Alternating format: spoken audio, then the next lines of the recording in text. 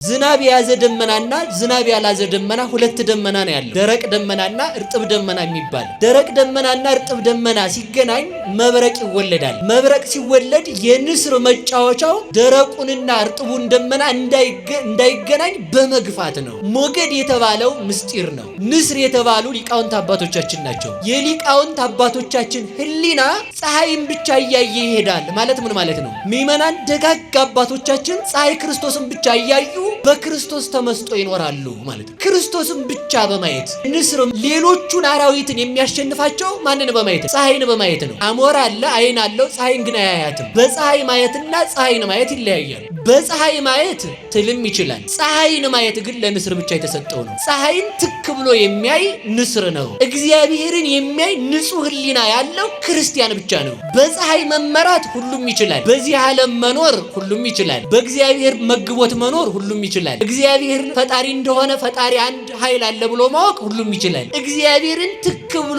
ለማየት የሚያስችል ግን የልጅነት አይን ብቻ ነው። አንተ ሰው እግዚአብሔር የሰጠህን ህሊናን ተጠቀምበት ይላል። በምንም ነገር አንኮራም። እኛ የምንኮራው እግዚአብሔር ህሊናን ሰጥቶ ስለፈጠረን ብቻ ነው። ሰው ሁሉን ነገር ሊወስድብን ይችላል። ህሊናችንን የሚወስድብን ሰው ግን የለም። ሰው ቤት ውስጥ አሽጎ አካላችን እንዳይወጣ ሊቆልፍብን ይችላል። ህሊናችን ከኪሩቤል መንበር፣ ከስላሴ መንበር፣ ከኪሩቤል ዙፋን እንዳይደርስ የሚከለክለን ሰው የለም። ክርስቲያን ማለት እንደ ሞተ ሰው ሆኖ የሚኖር ሰው ነው። እንደ ሞተ ሰው ሆኖ መኖር ማለት ምን ማለት ነው?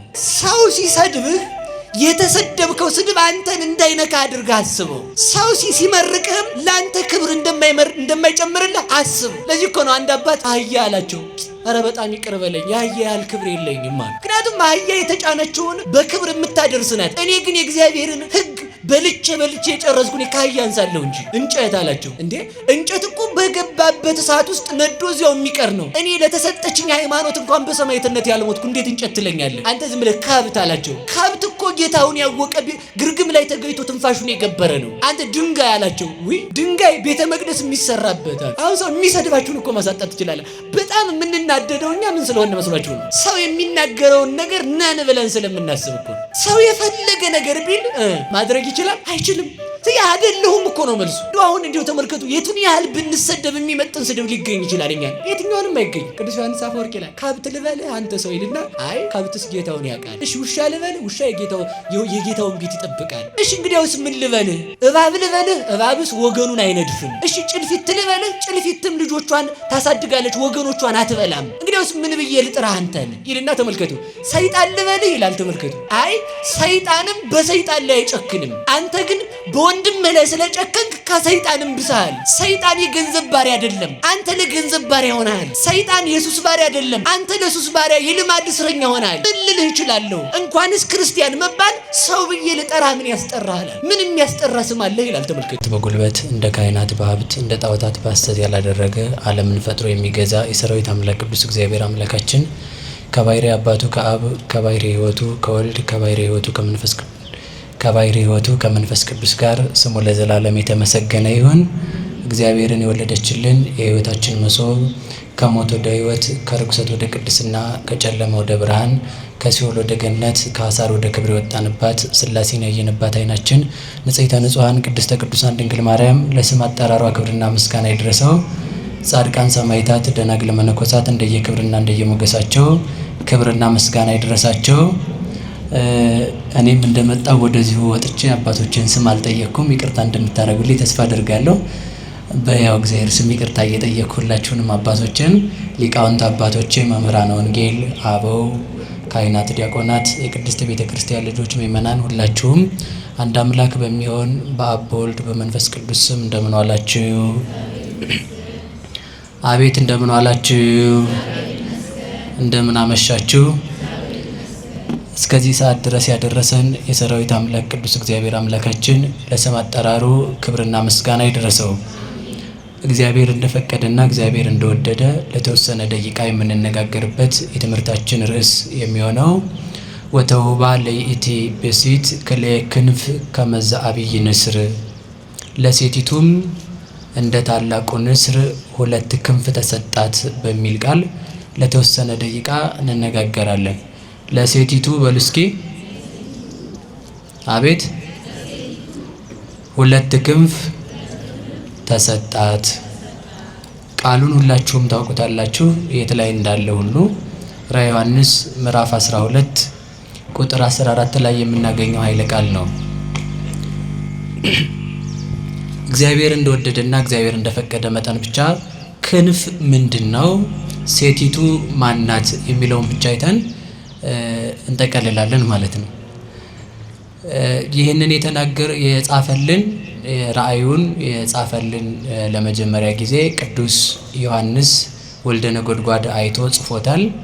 በኋላ ከተቃጠለ መጻሕፍት ከተቆነጻጸሉ በኋላ እንደገና ቅዱስ ዮሐንስ አፈወርቅ ሱባኤ ገብቶ መልሶ ጽፎልናል። ከዚህ ውስጥ እናገኘዋለን ማለት ነው። በአጭር ቃል ብቻ ሴቲቱ ማናት? ክንፍስ ምንድነው? በዚህ ዓለም ክንፍ ያለው ሰው ታይቶ አይታወቅም አይደል? ምናልባት ስልክ ላይ በስልክ በኮምፒውተር ክንፍ ሊሰራ ይችላል እንጂ ክንፍ ያለው ሰው አይተን አናውቅም። እና መጽሐፍ ቅዱስ ምንድነው እያለ ያለው? ክንፍ ያላት ሴት አለች አለ። እንደምን ያለ ክንፍ ነው ብለናል? እንደ ንስር ያለ ክንፍ አላት አለ። ስለዚህ መጽሐፍ ቅዱስ ጥሬውን ብቻ ይዘን እንሄዳለን የሚሉ ሰዎች ይህንን ታርገው ሊፈቱት ይችላሉ። አንደኛ ሴት ናት። አዎ። ሁለተኛ ደግሞ ያቺ ሴት ደግሞ ክንፍ ያላት ናት። ክንፏ ደግሞ እንዴት ያለ ነው ብለናል? ከመዛቢይ ንስር እንደ ታላቁ ንስር ያለ ክንፍ አላት። የተሰጣት ክንፍ ደግሞ ሁለት ክንፍ ነው አለ። ሁለት ክንፍ ያላት ብቸኛ ሴት አለች ማለት ነው። ያ እንግዲህ አሁን ሲተረጎም ሴት የተባለችው እናታችን ቅድስት ድንግል ማርያም ናት። እንደምታውቁት ለዚች ሴት ሁለት ክንፍ ተሰጣት። የክንፍ ጥቅሙ ምንድነው? አቤት ምንድነው የክንፍ ጥቅሙ? መብረሪያ ነው አይደል? ክንፍ ያለው ዋናው የክንፍ ጥቅም ምንድነው ቢባል መብረር ነው። አንድ ክንፍ ያለው ፍጥረት የለም፣ ቢኖርም አይበርም። አንድ ክንፍ አያበርም። ሁለት ክንፍ ያላት ሴት ናት አለን። ለምንድነው ብለናል? ከመትስርር ወታምስጥ። ይቺ ሴት ሁለት ክንፍ ለምን ተሰጣት ብለን ስንጠይቀው በራ ትሄድበትና ታመልጥበት ዘንድ ነው። ከፍ ብላ በልዕልና ትበርበት ዘንድ ነው ይላል። የክንፍ ጥቅሙ መብረር ከሆነ እንግዲህ ተመልከቱ፣ ያሞራ ክንፍ ቢወጣ እስከ ደመና ነው። ያሞራ ክንፍ ከነዚህ ሁሉ በላይ ደግሞ የንስር ክንፍ አለ። የንስር ክንፍ የሚበረው ከደመና በላይ ነው። ንስር ዝናብ እንኳን አይመታውም። ዝናብ በሚጥልበት ሰዓት ደመናውን አልፎት ይሄዳል። አሞራዎች ሊበሉት ሲከቡት ፀሐይን ብቻውን ትክ ብሎ ማየት የሚችል ፍጡር ንስር ብቻ ነው። ፀሐይን ትክ ብሎ ማየት የሚችል፣ ፀሐይን ትክ ብሎ እያያት ሌሎቹ አሞራዎችና አይዋፋት ሲከቡት እነሱን ትቷቸው ጥሏቸው ፀሐይን እያየ ስለሚበር የፀሐይ ጨረር ስለምትወጋቸው ተመልሰው ይመጣሉ። ይሄ ንስር ዝናብ አያገኘውም። መኖሪያው በምድር ቢሆንም እንኳን የንስር መጫወቻው ሞገድ ነው። ንስር በሞገድ እንደተጫወተ ይኖራል። ያ ማለት ደመናው ወደ ታች ሲወርድ ዝናብ የያዘ ደመናና ዝናብ ያላዘ ደመና ሁለት ደመና ነው ያለው። ደረቅ ደመናና እርጥብ ደመና የሚባል። ደረቅ ደመናና እርጥብ ደመና ሲገናኝ መብረቅ ይወለዳል። መብረቅ ሲወለድ የንስር መጫወቻው ደረቁንና እርጥቡን ደመና እንዳይገናኝ በመግፋት ነው። ሞገድ የተባለው ምስጢር ነው። ንስር የተባሉ ሊቃውንት አባቶቻችን ናቸው። የሊቃውንት አባቶቻችን ሕሊና ምስጢርን በማራቀቅ ይኖራል እንጂ ምድራዊ ነገርን በማሰብ አይኖርም። ፀሐይን ብቻ እያየ ይሄዳል ማለት ምን ማለት ነው? ሊቃውንት አባቶቻችን ፀሐይ ክርስቶስን ብቻ እያዩ፣ ምእመናን ደጋግ አባቶቻችን ፀሐይ ክርስቶስን ብቻ እያዩ በክርስቶስ ተመስጦ ይኖራሉ ማለት ነው። ክርስቶስን ብቻ በማየት ሌሎቹን አራዊትን የሚያሸንፋቸው ማንን በማየት ነው? ፀሐይን በማየት ነው። አሞራ አለ፣ አይን አለው፣ ፀሐይን ግን አያያትም። ፀሐይን ማየትና በፀሐይ ማየትና ፀሐይን ማየት ይለያያል። በፀሐይ ማየት ትልም ይችላል። ፀሐይን ማየት ግን ለንስር ብቻ የተሰጠው ነው።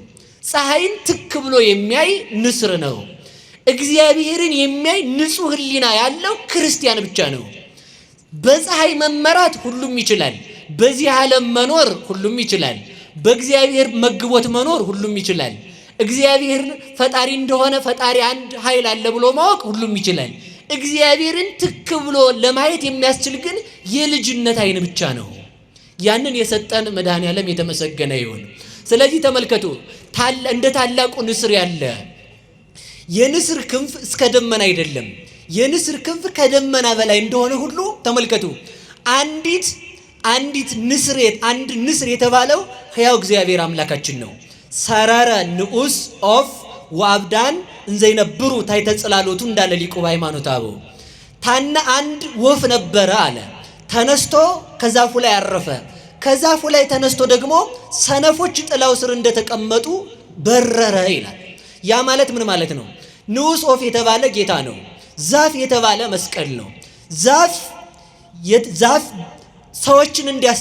ሰዎችን እንዲያስጠጋ ቅጠሉ ጥላ እንዲሆን ፍሬ አፍርቶ እንዲመግብ ከመስቀሉ የክርስቶስን ስጋና ደም አግኝተናልና በዛፍ ሁሉም ሰው እንደሚጠጋበት በመስቀል እኛ ክርስቲያኖች ተጠግተን ሕይወተ ነፍስ አግኝተንበታል። ከዲያብሎስ የቁራኝነት የባርነት ጥላ ወጥተን ክርስቶስን ተጠግተንበታልና ያ መስቀል ምን ይባላል? ዛፍ ይባላል።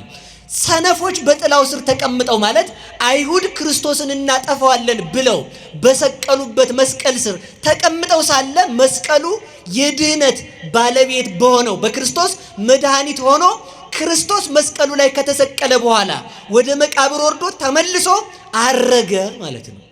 ስለዚህ ንስር የተባለ ራሱ መድኃኔዓለም ክርስቶስ ነው። ፀሐይን በማየት ይበራል አለ። ተመልከቱ ራሱን በማወቅ የሚኖር እግዚአብሔር ብቻ ነው።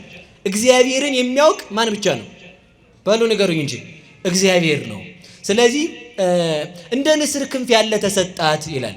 በሉ እስኪ ሁላችሁ እንደ ንስር በሉ ያለ ምን ተሰጣት? እንደ ንስር ያለ ክንፍ ተሰጣት። ለዛች ሴት ሁለት ክንፍ ነው የተሰጣት። ክርስቲያኖች ልብ ብላችሁ ስሙኝ። በሁለት ክንፍ ብቻ ነው በሮ መንግስተ ሰማያት መግባት የሚቻለው። ሁለት ክንፍ ምንድን ነው? አንደኛው ክንፍ የተባለው ሃይማኖቷ ነው። የድንግል ማርያም እምነቷ ነው። እስኪ በሉላችሁ ክንፍ ምንድን ነው? በሉ እንጂ ንገሩኝ። እምነቷ ክንፍ ይባላል። ንስር ቢበር እስከ ጠፈር ነው። ድንግል ማርያም ግን ጠፈር ሳያግዳት ፍጥረታት ሁሉ ከሰው ልጆች ወገን እግዚአብሔርን ብቻ በማሰብ የምትታወቅ ድንግል ማርያም ናት። ያ ማለት ተመልከቱ አንተ ሰው እግዚአብሔር የሰጠህን ህሊናን ተጠቀምበት ይላል። ማን የሰጠህን? በሉ ንገሩኝ እንጂ። በምንም ነገር አንኮራም። እኛ የምንኮራው እግዚአብሔር ህሊናን ሰጥቶ ስለፈጠረን ብቻ ነው። ለምን መሰላችሁ? ሰው ሁሉን ነገር ሊወስድብን ይችላል። ህሊናችንን የሚወስድብን ሰው ግን የለም። ሰው ቤት ውስጥ አሽጎ አካላችን እንዳይወጣ ሊቆልፍብን ይችላል። ህሊናችን ከኪሩቤል መንበር ከስላሴ መንበር ከኪሩቤል ዙፋን እንዳይደርስ የሚከለክለን ሰው የለም። ስለዚህ ያንን ህሊና ነው ድንግል ማርያም ያመጠቀችው። የሚመጥቅ ህሊና አለ፣ የሚወርድ ህሊና አለ። የሚመጥቅ ህሊና ሲባል ተመልከቱ ቅዱስ ዮሐንስ አፈወርቅም እንዳለው ምንድነው? ንስር ቢበር እስከ ጠፈር ነው ይላል። እስኪ በሉላችሁ ንስር ቢበር በሉ እስከ የት ነው? አሁን ወፍ ፕሌን ቢበር እስከ የት ነው? ስንት ማይል ነው ወደ ላይ ከፍ? ስንት ጫማ ነው ርቆ ሊሄድ የሚችለው? በምታውቁት ልክ ተናገሩ። እኔ እንግዲህ ብዙ ሄጄ አላቅም። የኔ ያህል ጫማ ሲባል ሰምቻለሁ። ብቻ ደመናን ነው ሊያልፍ የሚችለው። ከዛ በላይ ይችላል? እሺ ንስር ቢሄድ ደግሞ ሊሄድ የሚችለው እስከ የት ነው? እስከ ጠፈር ይሄዳል ማለት ነው። የንስርን ያህል እንኳን ማን መሄድ አይችልም። እኛ የፈለሰፍናቸው ቴክኖሎጂዎች ሁሉ መሄድ አይችሉም ማለት ነው።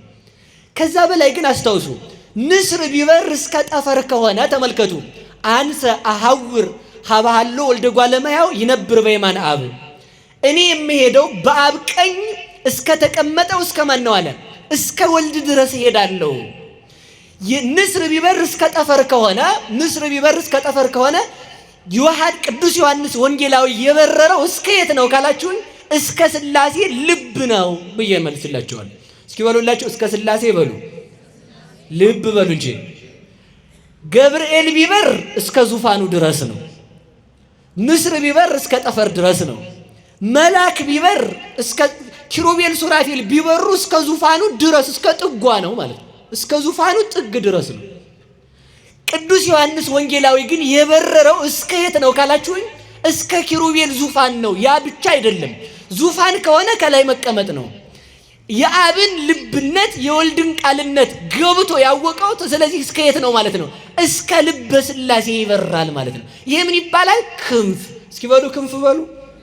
የክርስቲያኖች እኛ የምንበረው እስከ የት ነው ካላችሁ እስከ አብ ሀሎ ወልደ እጓለ እመሕያው ይነብር በየማነ አብ፣ በአብ ቀኝ እስከሚቀመጠው እስከ ወልድ ነው አልኳችሁ።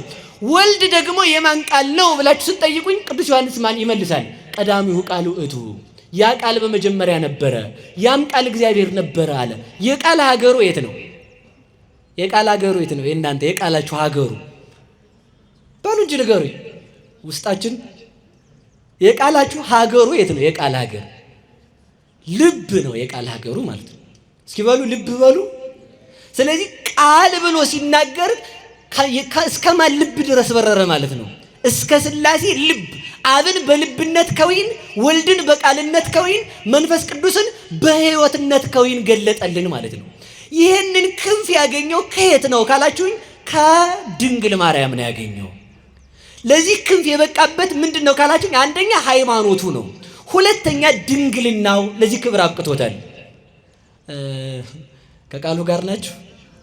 በዚሁ አጋጣሚ ደናግላን ያልሆኑ ሰዎች መንግስተ ሰማያትን መውረስ አይችሉም። ሁለት ክንፍ ያላቸው ብቻ ይወርሳሉ። ችግር ፈጠርኩ ይሆን? እስኪ በሉ ሁላችሁም ድንግል ያልሆነ ሰው በሉ፣ በደንብ በሉ እንጂ መንግስተ ሰማያት አይገባም። በቃ ይሄ 4 ነጥብ የተዘጋ ነው ማለት ነው። ድንግል ያልሆነ ሰው መንግስተ ሰማያትን አይወርስም። ሁለት ክንፍ ምንድነው? አንደኛው ድንግልና ነው። ድንግልና ምንድን ነው ብላችሁ ስትጠይቁኝ የሃይማኖት ድንግልና ከክህደት ንጹህ የሆነ ሰው ማለት ነው። ገብቷችኋል አይደል? አሁን ድንግል የሆነ ሰው ደግሞ መንግስተ ሰማያት አይገባም። እሺ መልሼ ስነግራችሁ እነዚህ 5ቱ ሰነፎች ደናግል መንግስተ ሰማያት አልገቡም አይደል?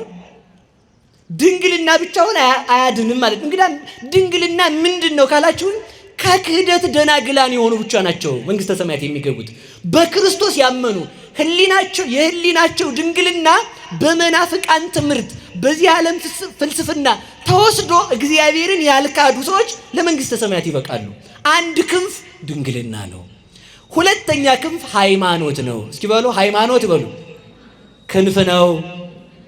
ቅዱስ ዮሐንስ ይህንን ትምህርት ያገኘው ከየት ነው ካላችሁኝ ከድንግል ማርያም ነው። እስኪ በሉ ከድንግል ማርያም በሉ። እንግዲህ መልሼ እሷ ጋር አምጥቼ ትምህርቱን እዚህ ላይ ልቋጨው ነው ማለት ነው። ሁለት ክንፍ የድንግል ማርያም አንዱ ክንፏ ሃይማኖት ብያቸዋለሁ። እስኪ በሉ ሃይማኖት ማለት ደግሞ ማመን ነው። እስኪ በሉ ማመን በሉ፣ በደንብ በሉ እንጂ በማን ማመን? እግዚአብሔር ይስጥልኝ። በእግዚአብሔር ማመን ማለት ተመልከቱ፣ በፍጹም በፍጥረታት ሁሉ ሊያደርጉት የማይችሉትን እምነት የፈጸመችው ድንግል ማርያም ናት።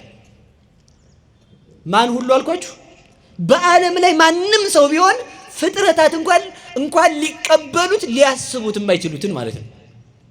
እንዲሁ አሁን በየት ሀገር ነው? አሁን በየትኛው ሀገር ነው ተወልጃለሽ ስትባል ያለ ወንድ መውለዷን ያመነች ሴት ታመጣላችሁ? በሉ ንገሩኝ እንጂ። ይሄንን ለማመን ምን ያስፈልጋል? የሃይማኖት ጉልበት። እስመ ከመዝ አቅመ ሰናይታ ለሃይማኖት። የሃይማኖት ጉልበቷ እስከ የት ነው ብትለኝ እንደ ድንግል ማርያም ነው። እንዴት? ሰው ያለ ወንድ መውለዱን እንኳን አምና ከፍጥረታት መካከል የተገኘችም ለመውለድም የተመረጠች እሷ ናት። ያለ ወንድ እንዴት እንደሚወለድ ምልክት ምሳሌ ሳይኖራት አምና የተቀበለች ናት። ይህ ነው ሃይማኖቷ የሚባለው። ለዚህ ነው ሊቃውንቱ ምን ይሏታል? ብጽዕት አንቲ እንተ ተአምኒ ከመ ይከውን ቃል ዘነገሩኪ እምኀበ እግዚአብሔር። ከእግዚአብሔር ተቀብለው ከእግዚአብሔር አምጥተው ቃልን ሲነግሩሽ የምታምኚ አንቺ ብጽዕት ነሽ። እስኪ በሉ ከእግዚአብሔር አግኝተው በሉ የነገሩሽን ምን የምታምኚ በሉ እንጂ። አንድ ክንፍ ተሰብሮ ነበር። ያ ምንድነው? የሃይማኖት ክንፍ። የሃይማኖትን ክንፍ የሰበረች ማናት? ሔዋን ናት። ሔዋን በቅጠል ተጠራጥራ በቅጠል እንኳን እግዚአብሔርን ማመን ሲያቅታት ያንን ተመልከቱ። ቅጠልን በመብላት እግዚአብሔርን የካደችውን ሔዋንን ተመልከቱ። እግዚአብሔርን ያለ ዘር ተወልጃለሽ ተብላ በሃይማኖት ምን ሆነቻት? ክንፍ ሆነቻት ማለት ነው። ሔዋን ህሊናዋ በመውረዱ ወደ ታች አወረደችን። ድንግል ማርያም ህሊናዋ ከፍ በማለቱ ወደ ሰማይ አወጣችን። ለዚህ ነው ሊቃውንቱ ምን ይላሉ? ሃይማኖት ክር ነው ይላሉ። እስኪ በሉ ሃይማኖት በሉ ክር ነው። ሃይማኖት ክር ሲሆን ትህትና ደግሞ ዘይት ነው። እስኪ በሉ ትህትና በሉ ዘይት። እሳት ለመንደድ ምን ያስፈልገዋል? ንገሩኝ እንጂ ምን ያስፈልገዋል? እሳት ለመንደድ ምን ያስፈልገዋል? ዘይት። ነገሩ እናንተ ስቶቭ እየለኮሳችሁ የምትኖሩ ሰዎች በምን አውቃችሁ ነው? ስቶቭ ነው የምትለኩሱት አይደል? ምንም ችግር የለውም እኮ እናንተ ጋር ማለት ነው። ይህ ተመልከቱ፣ ልንገራችሁ። አንድ ሻማ አንድ ዘይት አንድ ክር ለመንደዱ ወይም አንድ ፈትል ምን ይደረጋል መሰላችሁ? ፈትል ይፈትላሉ ጥጡን እናቶቻችን ድሮ አይበለውና የዛሬዎቹን አይወክልም። ይፈትሉና ዘይት ውስጥ ያረጉታል። ከዛ ፈትሉ ስላለ መንደድ ይችላል? አይችልም። ምን ያስፈልገዋል? ፈትሉ ላይ እሳት ያስፈልገዋል። እሳቱ ስላለ ደግሞ ፈትል ከሌለ ንገሩኝ እንጂ ፈትል ስላለ ደግሞ ዘይት ከሌለ በሉ እንጂ መልሱልኝ። ፈትል በሉ እሳት ዘይት። ፈትል ሃይማኖት ነው። የድንግል ማርያም እምነቷ እስከ የት ነው ቢባል ማንም ለክቶ ሊያውቀው አይችልም። ዝም ብቻ ነው ልንል የምንችለው ማለት ነው። ስለዚህ ተመልከቱ፣ ፈትል ሃይማኖት ከሆነ ያ በክሩ በዘይት ውስጥ ያለው ፈትል የተባለ እምነቷ ነው። ዘይት የተባለ ትህትናዋ ነው። የድንግል ማርያም ምኗ ነው አልኳችሁ? ዘይት ነው። ከዚያ በፈትሉ አናት ላይ እሳት ተጭሮ ወይንም እሳት ተደርጎበት በፈትሉ ላይ እሳቱ እንደሚነድ ተመልከቱ። በፈትሉ ላይ እሳቱ እየወረደ ወደ ታች ላለው ሰው ሁሉ እንደሚያበራ ሃይማኖት የተገለጠልን እሳት እግዚአብሔር ስጋዋን የተዋሃደላት አማናዊት ፈትል ድንግል ማርያም ናት። የድንግል ማርያም እምነት ነው እግዚአብሔርን ያወረደው። የድንግል ማርያም እምነት ነው እግዚአብሔርን የገለጠው። ሃይማኖት ብቻውን አላመጣውም። ለምን? ምን ያስፈልጋል? ዘይት በሉ እንጂ። ዘይት ደግሞ ትህትና ነው። ትህትናዋ ደግሞ ምንድን ነው ካላችሁኝ፣ የአምላክ እናት ነኝ ብላ እንኳን አልሰደድም ያላለች ትሁት ናት። አሁን የባለስልጣን እናቶች፣ የባለስልጣን ሚስቶች፣ የባለስልጣን እህት ወንድሞች በተራ መኪና ይሄዳሉ። እንደው ሌላውን መሰደዱን ተውት፣ እንኳን አንገራግራቸዋቸው ማለት ነው። አይሄዱም፣ ጥጋባቸው ማለት ነው። ደግሞ እንዳታጣሉኝ እሺ፣ ደግ ናቸው፣ በቃ ተውኳቸው። እና ምን ለማለት ነው የፈለጉት? አያረጉትም። ድንግል ማርያም ግን የእግዚአብሔር እናቱ ስትሆን ተመልከቱ፣ ተሰደጅ ስትባል እኔ አንተን ወልጄ ለምን ነው የምሰደድ?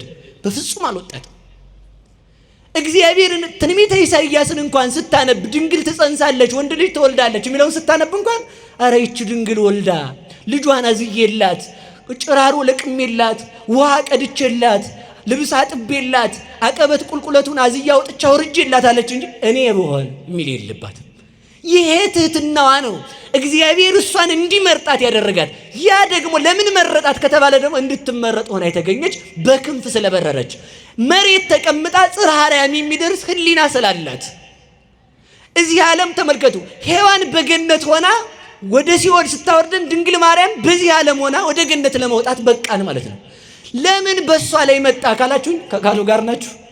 አንድ ነገር ይናገራል ቅዱስ አባ ጊዮርጊስ ዘጋስጫ። ድንግል ማርያምን እግዚአብሔር ወደ ሰማይ ሳያወጣ ወደ ምድር መጣ ይላል።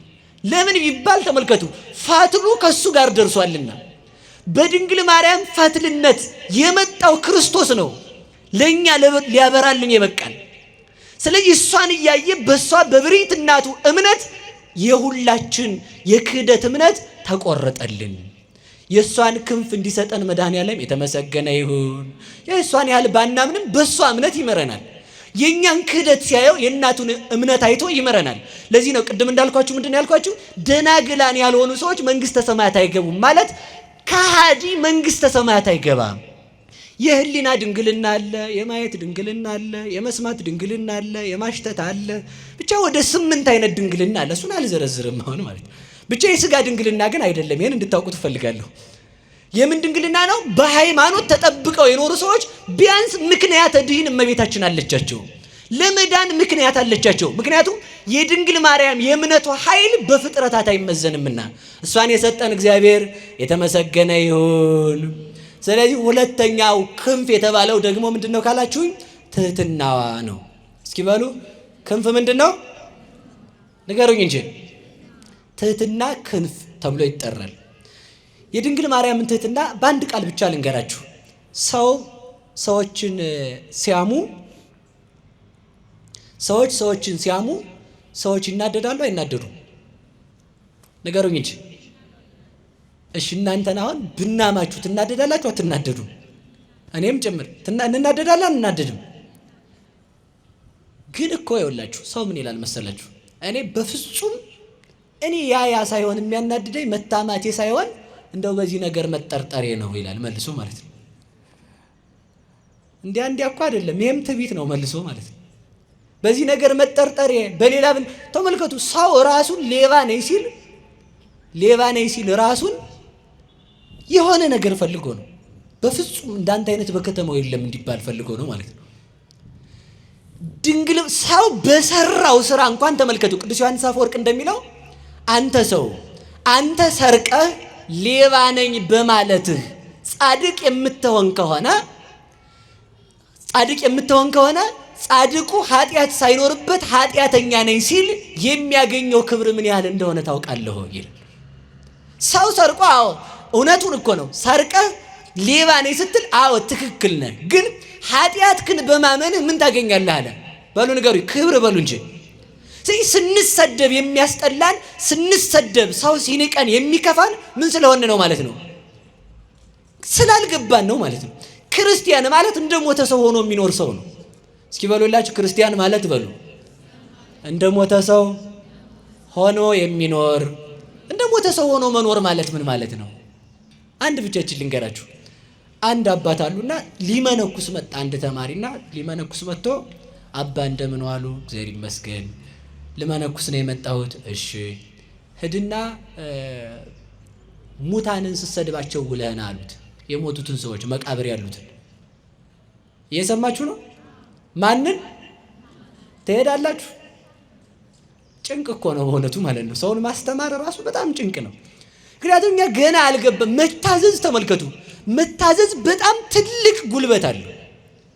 እምቢተኝነት መታዘዝ ተመልከቱ፣ የማይቻለውን ነው የሚያስችለው። ድንግል ማርያም የማይቻለውን የቻለችው በምኗ ነው? በመታዘዟ እኮ ነው። አንድ አባትም አድርገውታል። አንድ አባ ዮሐንስ የሚባሉ አባት ነበሩ።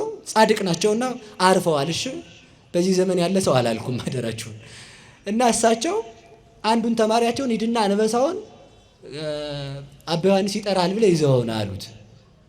ሄደና ጎዳና ሲጀምር ቆይ አሉት። እሺ እንካ በእጅህ ስጋ ያዝና ጆሮውን ይዘውና አሉት። ማንን ነው በሉ ንገሩኝ እንጂ ይቻላል? እሺ ብሎ ሄደ ማለት ነው። እሺ ስላለ ተመልከቱ ወይም የመታዘዝ ጉልበቷ ምን ያህል እንደሆነች አስቡ።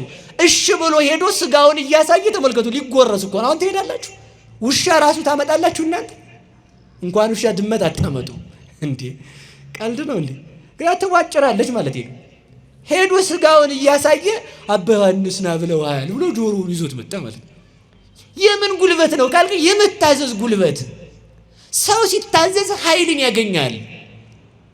እየሰማችሁ ነው? መታዘዝ ተመልከቱ። ህፃናት እኔ በዛውም ለአንድ ነገር ልንገራችሁ። ቅዱስ አባ ጊዮርጊስ ዘጋስጫም ይላል አንድን ህፃን ልጅ እናቱ ትታው ብትሄድ እባብ መጥቶ አብሮት ቢተኛ አይበላውም ይላል። እየሰማችሁ ነው? የዓመት ልጅ እንደው እባቡን ብድግ አድርጎ ጉርስ ቢያደርገው እባብ መርዙን እርጭት ቢያደርግ አይበላው። የህፃኑ ደግነት የእባቡን መርዝ ያጠፋዋል ማለት ነው። ሰው ደግነት ነው ያጣው። ስለዚህ ተመልከቱ። ሂድና ምን አሉት? የሞቱትን ሰዎች ስትሳደቡ ለና ትችላላችሁ ባሉ ነገሩኝ እንጂ ሄዶ ጅሎች እናንተ ብቻ። እኔ እንግዲህ የመረጠውን የተሳደበውን ስድብ አልጻፉልንም፣ ግን ይመስለኛል ሳስበው በእኛ አጠራር ብንናገረው እናንተ ጅሎች ደግደ እየመረጣችሁ ስደቧቸው። ማትረቡ እናንተ አጭሮች፣ እናንተ የፈረሳችሁ፣ እናንተ የትል ጎረቤቶች፣ ዝናብ የሚያድርባችሁ መኖሪያ የላችሁ። ብቻ ምኑን እንደሰደበው አላውቅም። እንዲህ እያለ ሲወግራቸው ውሎ በስድብ መጣ ማታ። አባ አላቸው። አቤት ስሳደቡ እየመጣሁ አላቸው። እሺ ዛሬ ነገ ደግሞ ሂድና ስታመሰግናቸው አላሉት። ምን ስትላቸው ባሉ ነገሩኝ እንጂ ሄዶ ደግሞ እናንተ ቅዱሳን የተከበራችሁ ሲላቸው አለ ማለት በደንብ አድርጎ ሲያከበሰብሳቸው እንደናንተ ያለም የለ ቤተ ክርስቲያን ወድቃችሁ የምትኖሩ ክርስቶስን የምትጠብቁ እንዲያ ሳይሆን አይቀርም ብዬ ነው ምርቃሉ ሲላቸው ውሎ መጣ። ማታ መጣው ስሰድብ ትናንት ስሳደብ ዛሬ ሳመሰግኑ እየመጣው አላቸው። ሂድና እንደዚህ አሁን አሉት። እስኪ በሉላችሁ ሂድና በሉ ንገሩኝ እንጂ እንዴቱን እንደዚያ ሂድና እንደዚህ አሁን ማለት ሰው ሲሰድብህ የተሰደብከው ስድብ አንተን እንዳይነካ አድርገህ አስበው። ሰው ሲመርቅህም ላንተ ክብር እንደማይጨምርልህ አስብ። ለዚህ እኮ ነው አንድ አባት አህያ አላቸው። ኧረ በጣም ይቅር በለኝ የአህያ ያህል ክብር የለኝም አሉ። ምክንያቱም አህያ የተጫነችውን በክብር የምታደርስ ናት። እኔ ግን የእግዚአብሔርን ሕግ በልቼ የጨረስኩኝ ከአህያ አንሳለሁ እንጂ እንጨት አላቸው። እንዴ እንጨት እኮ በገባበት እሳት ውስጥ ነዶ እዚያው የሚቀር ነው። እኔ ለተሰጠችኝ ሃይማኖት እንኳን በሰማዕትነት ያልሞትኩ እንዴት እንጨት ትለኛለህ አንተ ዝም ብለህ ከብት አላቸው። ከብት እኮ ጌታውን ያወቀ ግርግም ላይ ተገይቶ ትንፋሹን የገበረ ነው። አንተ ድንጋይ አላቸው። ውይ ድንጋይ ቤተ መቅደስ የሚሰራበት አሉት። አሁን ሰው የሚሰድባችሁን እኮ ማሳጣት ትችላለህ። በጣም የምንናደደው እኛ ምን ስለሆነ መስሏችሁ ነው? ሰው የሚናገረውን ነገር ነን ብለን ስለምናስብ እኮ ነው። ሰው የፈለገ ነገር ቢል ማድረግ ይችላል ባለው ነገሩኝ እንጂ አይችልም። አይደለሁም እኮ ነው መልሱ። እንደው አሁን እንዲሁ ተመልከቱ የቱን ያህል ብንሰደብ የሚመጥን ስድብ ሊገኝ ይችላል። እኛ የትኛውንም አይገኝ። ቅዱስ ዮሐንስ አፈወርቅ ይላል ከብት ልበልህ አንተ ሰው ይልና አይ ከብትስ ጌታውን ያውቃል። እሺ ውሻ ልበልህ ውሻ የጌታውን ቤት ይጠብቃል። እሺ እንግዲያውስ ምን ልበልህ? እባብ ልበልህ እባብስ ወገኑን አይነድፍም። እሺ ጭልፊት ልበልህ ጭልፊትም ልጆቿን ታሳድጋለች ወገኖቿን አትበላም። እንግዲያውስ ምን ብዬ ልጥራህ አንተን ይልና ተመልከቱ። ሰይጣን ልበልህ ይላል ተመልከቱ። አዛኝን ምሬን ነው ሰይጣን ልበልህ ይልና አይ ሰይጣንም በሰይጣን ላይ አይጨክንም።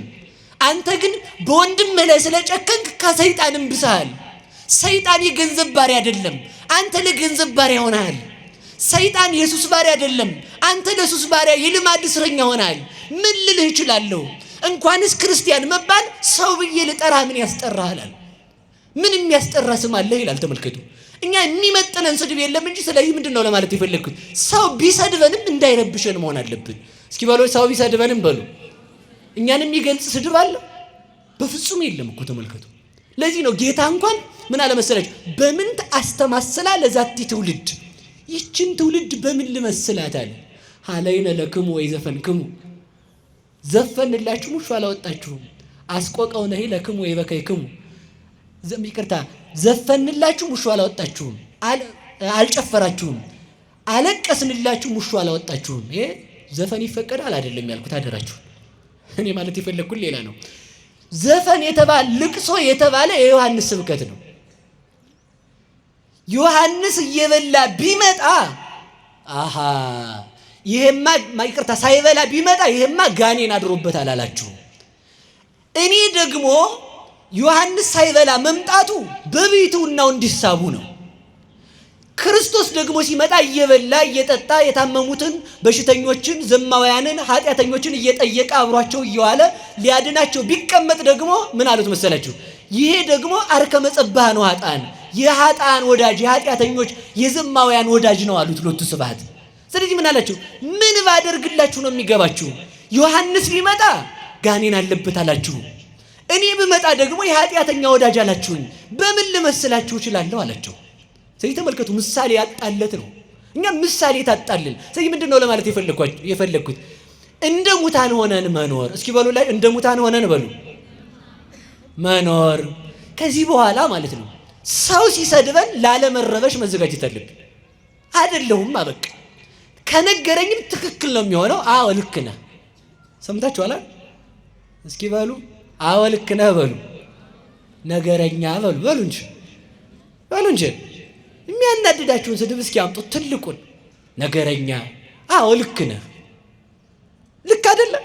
ዛሬ ነገር እዚህ ጋር ቁጭ ብለን እኔም እዚህ ጋር ሻሸን ጠምጥሜ ጤነኛ ሰው መስል እናንተም እሱ ጋር ቁጭ ብላችሁ በነጠላ ጤነኛ ሰው ብትመስሉ ስትወጡ ያው እንግዲህ ጠሽ ታረጋላችሁ አንዷን ማለት ነን እኮ በቃ ነይ። አዎ ነኝ በቃ አለቀ። ሰው የሚሳደበውን አጥቶ እንዲሄድ ምን ማለት ነው? ማመን። ተመልከቱ እንድናምን እግዚአብሔር ይርዳን። ስለዚህ ሁለት ክንፍ ተሰጣት። እስኪ በሉ ሁለት ክንፍ ምንና ምንድን ነው? ሃይማኖቷና ትህትናዋ። አንድ ነገር ብቻ ተናግሬ ልጨርስ ትምህርቱን፣ ሌላ ቀን እንማረዋለን። እሺ አንድ ነገር ብቻ ተናግሬ ልጨርስ። ከቃሉ ጋር ናችሁ? እስኪ ትህትና በሉ እንጂ ትህትና ምንድን ነው? የእግዚአብሔር እናቱ ስትሆን ኤልሳቤጥን ጥየቃ መሄዷ። ወደ እኔ ትምጣ ያች አሮጊት ነው የሚባለው። ለአዲስ ስብሐት ክብር ይግባትና ማለት ነው።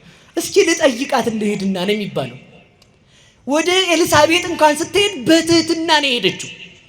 በትህትና ተመልከቱ። ከዚያ መጥቶ ተመልከቱ፣ መጥቶ እንኳን ሄሮድስ ሊያሰድዳት ሲነሳ እንኳን ተመልከቱ። ወለተ አናብስት ግሩማን ለይጥሩ በኃይል እፎኑ ጎይኪም ገጸ ሄሮድስ ቁንጽል አይደል የሚለው ደራሲ። የዳዊት የሰሎሞን የታላላቆቹ ነገስታት ልጅ ስትሆኚ እንዴት አንቺ ከቀበሮ ፊት ሸሸሽ እንዴ? አንበሳ ቀበሮን ያሸንፋል እንጂ ቀበሮን ያሸሸዋል እንጂ ቀበሮ አንበሳን ያባረራታል እንዴ? ነብር ቀበሮን ያሸንፋታል እንጂ ቀበሮ ነብርን ታሸንፋለች እንዴ? በዚያውስ ላይ ተመልከቱ። የኃያሉ የአንበሳው የእግዚአብሔር እናት ስትሆን የንጉሥ ሰማይ ወምድር ማለት እኮ ነው። አንበሳ የምድር ንጉሥ ነው። እግዚአብሔርም እግዚአ ምድር ወሰማይ ነው። ነብር የጫካ ንጉሥ ነው። በዛፍ ላይ የሚሮጡ አያመልጡትም። ተመልከቱ። በስልጣኑ በየትኛውም በሰማይ በምድር የሚኖሩትን ሁሉ በስልጣኑ የሚገዛ የእግዚአብሔር እናቱ ስትሆኝ እንዴት የሚደክምና ትቢያ ትል የሚሆን ሰው አባረረሽ ይላታል። እየሰማችሁ ነው? ይህ ምንድነው? መሄዷ መሰደዷ ትህትናዋ ነው። ከስደቷ በረከት እንድንሳተፍ መድኃኔዓለም ይርዳን። የእውነቴን ነው። በጣም ስናስበው የሚጨንቀን ነገር የለም። በጣም ስታስቡት ጭንቅ የሚሆን ሀገር አዝላ የተሰደደች፣ እንጀራ አዝላ የተራበች፣ መድኃኒት ይዛ የተቸገረች፣ ብርሃን አዝላ የጨለመባት፣ ሀገር አዝላ ለሀገር ጥግ ልትሆነው ኦዘተ አርፎ ለዓለም ሁሉ ማረፊያ የሚሆን ልጅ ይዛ እሷ ግን ማረፊያ አታ የዞረች፣ ምግብ ተሸክማ እንጀራ የራባት፣ ውሃ ተሸክማ ውሃ የጠማት፣ ሀገር ተሸክማ ለሀገር ድነት የሄደች ድንግል ማርያም ናት። ለዚህ ነው ሁል ጊዜም ቢሆን አሁን በዚህ በማኅሌተ ጽጌ ሁል ጊዜም ስታስቡ አንድ ነገር ብቻ እንድታስቡ ፈልጋለሁ። አንድ ነገር ብቻ እንድታስቡ። እየሰማችሁኝ ነው? አሃዱ ነዳይ ይበሉት መስል ይቅርታ። ማን ነው ይሄ? አሃዱ ብእሲ ገዳመ ዘወፈረ። አዎ እስኪ በሉ አሃዱ ብእሲ በሉ። ገዳመ ዘወፈረ ጊዜ ያነብብ ሰላመኪ በከመ ያለምድ ወትረ ንግሥተ ሰማይ ማርያም ወሪደኪ ምድረ እንዘ ትነስኢ እማፉ ጽጌረዳ ስባት ስሙረ ታምረኪ ዘርያንከረ። የመጨረሻዬ ነው። ይህችን ብቻ ትርጉማን ተናግሬ እኔም ቤቴን ሹልክ ብዬ እሄዳለሁ። ክፍል 2 ይቀጥላል ማለት ነው። እስኪ አንድ ሰው ነበረ። አሁን በጽጌ አበባ ለምን እንዛለን አይደል? ስደቷን ለማሰብ። እስኪ በሉ ስደቷን በሉ ለማሰብ። እሷ ግንድ ስትሆን ልጇ ምንድን ነው? አበባ ስለሆነ ማለት ነው። እሷ አበባ ስትሆን ልጇ ደግሞ ምን ስለሆነ? ፍሬ ስለሆነ። አንድ ሰው ነበረ። ለእመቤቴ ምን ላድርግላት ብሎ አሰበና ተመልከቱ 50 የጽጌረዳ አበባ ቆርጦ አክሊል ሰርቶ ስዕል አድኅኖዋ ላይ አክሊል ደፋላት። ስንት አልኳችሁ? ማኅሌተ ጽጌ ተመልከቱ። የጽጌ አበባዋን ጽጌዋን ስደቷን በማሰብ ያንን ደፋላት። አበባ ክርስቶስን የወለድሽ አላት። እንዲህ አበባ ለምን አልነው? አበባ ዝንብ ቢያርፍ ትንኝ ቢያርፍ ቀንድ አውጣው ቢመጣ ከብቱ ቢያሸታት አትቀየም። ዝንብ ሽንት ቤት ቆይታ መጣ እዚያ ላይ ታርፋል። ንብ ደግሞ ማር ስትሰራው በላ መታ ስቀስማ ዝም። ክርስቶስ ኃጢአተኛ አምላኪ ሲለው የማይቀየም የአበባ የክርስቶስ እናቱ ማለቱ ነው። ተመልከቱ 50 አበባ ደፋላት። ከዚያ መጨረሻ ላይ የአበባ ወራት አልፎ አበባ ሲደርቅበት ምን ላርግላት ለእመቤቴ ያለ። እስኪ በሉላችሁ ምን ላርግላት በሉ። ለሃይማኖቴ መሰረት ለሆነች ምን ላርግላት አለና ተመልከቱ አንድ ነገር አሰበ። ባይሆን 50 ጊዜ ተፈስሒ ልበላት። እስኪ በሉ በሞት ያፈርስ ሆን በሉ አንድ ጊዜ ብቻ ተፈስሒ ተፈሥሒ በሉ እንጂ በቃ 5 ካረግነው ይብቃን ባይሆን እንዳያልቅ ሰዓቱ ማለት 50 ጊዜ ሁሉ ጊዜ ተፈሥሒ ይላታል እየሄደ በ50 አበባ ልክ ማለት። ከዛ እንደዚያ እያላት ሲኖር አበባ ከዕለታት በአንድ ቀን መንገድ ሲሄድ ተፈሥሒ ሳይላት ረስቶት ሄደ። ተፈሥሒ ሳይል እመቤታችንን ማለት ነው እንደኛ። ከዛ መንገድ ላይ እንደሆነ ተመልከቱ፣ ጫካ ውስጥ እንዳለ ሽፍቶች ከበው በጦር ሊገሉት ግራና ቀኝ ጦራቸውን እያመቻቹ ሳለ ለካ የእመቤቴን ተፈሥሒ ረስቸዋለሁ ይልና ልብሱን ያሸርጥና ስለ አድኗን ከፊት አስቀምጦ ተፈሥሒ ይል ጀመር። የት ውስጥ በሞቴ ንገሩኝ። ማን አለች ግን እዛ መካከል? ማን ከቦት ነበር? የድንግል ማርያም ስዕል አለ። ማን ከቦት ነበር? ሸፍታ ከቦታል። በምን ሊገሉት? በቀስት ማለት። ከዛ ተፈሥሒ ይላል ዝም ብሎ። ከዛ እመቤታችን ወርዳ ተመልከቱ፣ ካፉ ያ ቀድሞ ለሷ የሰራለት የጽጌረዳ አበባ ካፉ እየወጣ በእጇ 50 ጊዜ ስትቀበለው ሽፍቶቹ አዩ። ያንን ስላዩ ሽፍቶቹ አርፈው ቁጭ ብለው ተመልከቱ፣ ለእመቤታችን ሰግደው መጨረሻ ላይ ተፈሥሒ ጨርሶ አቡነ ዘበሰማያት አስሮ ተነስቶ ሊሄድ ሲል ሽፍታዎቹ መተው ሰገዱለት። ከዛ ሲሰግዱለት ምን አላቸው መሰላችሁ? አንተ ሰው ማነህ ግን? የት ሀገር ጻድቅ ነህ አሉት። ኧረ ተው እኔ ወንበዴና ማረባ ኃጢአተኛ ሰው ነኝ አላቸው። አይ አይደለም፣ ከአንተ ጋር የነበረችው በደመና ያረገችው መላእክት የከበቧት ማናት? 50 አበባ ካፍህ እየወጣት ስትሰጣት አይተናል፣ ለእኛም ስጠን አሉት። መተው ማለት ሲሉት ምን አላቸው መሰላችሁ? አይ እንግዲያውስ ምን እያረክ ነበር ካላችሁኝ እኔ እያልኩ የነበረው ተፈሥሒ ነው። እስኪ በሉ ተፈሥሒ በሉ። ያንን ምስጋና ይህንን ምስጋና ለመስማት መላእክት ከሰማይ ይወርዳሉ። ይህን ምስጋና ለመስማት 12ቱ ነገደ መላእክት ሲወርዱ ወደ ቅዱስ ዮሐንስ አፈወርቅ ቤት ሲሄዱ ቤት ሲሄዱ አባ ማርዳሌ የሚባል አባት አግኝቷቸዋል። የት ትሄዳላችሁ አላቸው። ተፈሥሒ ሲተረጎም ልንሰማ። እመቤታችን ትተርጉምልን። እሺ ስለዚህ ተመልከቱ፣ የመጨረሻው ምንድነው ልላቸው የፈለኩት? ከዚያ ተመልከቱ፣ ያንን ሰውዬ ሊገድሉት የመጡት ሽፍታዎች ሰገዱለት። አራዊት ከጫካ ወጥተው ሰገዱለት። ከዚያም በኋላ ምን አሉት? እባክህ በአንተ ሃይማኖት እንድናምን እርዳን አሉት። ከዚያም በኋላ አምነው ጦራቸውን ትተው ወደ ምንኩስናቸው ሄዱ ይላል። የድንግል ማርያም ታምር እንዲህ ያደርጋል። ለዚህ ነው ዛሬ አበባ ይዘን ጽጌን የምናከብረው። የጽጌ ማህሌት ብለው ሊቃውንቱ በማህሌቱ የጽጌ ረዳ አበባ የሚይዙት ለጌጥ አይደለም። መልኩ ሲያበቃ ዚቁ ይተካል። አዳም ከተፈጠረ በኋላ ሔዋን ተፈጥራለችና፣ ድንግል ማርያም ከመጣች በኋላ ክርስቶስ ተገኝቷልና መልክ የአዳም ምሳሌ ነው፣ ዚቅ የሔዋን ምሳሌ ስለሆነ ማለት ነው። ስለዚህ 2 ክንፍ ተሰጣት በሉ እስኪ በሉ በሞት 2 ክንፍ በሉ ተሰጣት። ስንት ክንፍ? ስለዚህ ተመልከቱ፣ በዚህ በ2 ክንፏ በሃይማኖቷ የኛ ክህደታችን ሲያስቸግር የድንግል ማርያምን ሃይማኖት እምነት አይቶ ይምረናል። የኛ ምግባራችን ጎደሎ ሲሆን በድንግል ማርያም ምግባር ይምረናል። የኛ ድንግልናችን ሰባራ ሲሆን የድንግል ማርያም ድንግልና ጥላ ይሆነናል። የኛ ተመልከቱ አዘዋሪነታችን ከእግዚአብሔር ቤት ሲለየን የድንግል ማርያም በቤተ መቅደስ ጸንታ መኖሯ ተስፋ ይሆነናል። ተሰዳ ስደታችንን የመለሰችልን ከዘንዶ ያመለጠችበት ማለት ዲያብሎስ ሳይገዛት ከእግዚአብሔር ጋር ተዋህዳ በሐሳብ የኖረችው ድንግል ማርያም በሃይማኖትና በትህትና ነው። የእሷ ልጆች ያደረገን እግዚአብሔር ይመስገን። ወስብሐት ለእግዚአብሔር። ይቆየን።